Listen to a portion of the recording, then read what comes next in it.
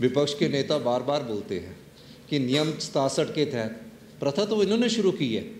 मेरा ख्याल है 3 वर्ष में इतने नियम 67 आए जितने पिछले 75 साल के इतिहास में नहीं आए होंगे। विधानसभा नियम 67 में 75 साल के इतिहास में नहीं आए।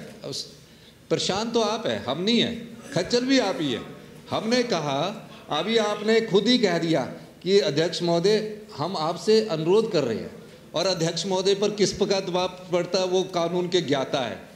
उन्होंने एक नया इतिहास इसी विधानसभा का लिखा हुआ है, उस इतिहास के वो जानकार हैं। और उस नियमों और कोई अभी ऐसा तो है नहीं कि लॉ किया है, अनुभव जिंदगी का है, विधायकी का है। और आप ये कहना कि नियम 67 के तहत आप ऐसी व्यवस्था कर दीजिए, जो व्यवस्था है ठीक है, सारा काम रोका, भविष्य में भी ऐसा होना चाहिए।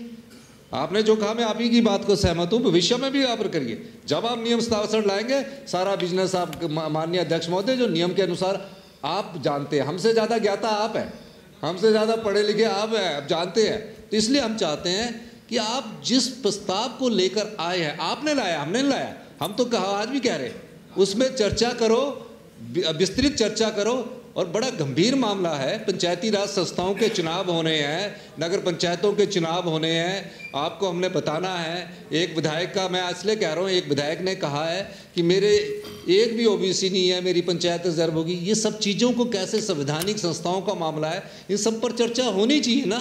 तो इसलिए मैं चाहूँगा माननीय अध्यक्ष महोदय, हमारा कोई किसी सरकार की सुविधा के अनुसार अगर चलता तो सबसे ज़्यादा समय तो आपको मिल रहा है।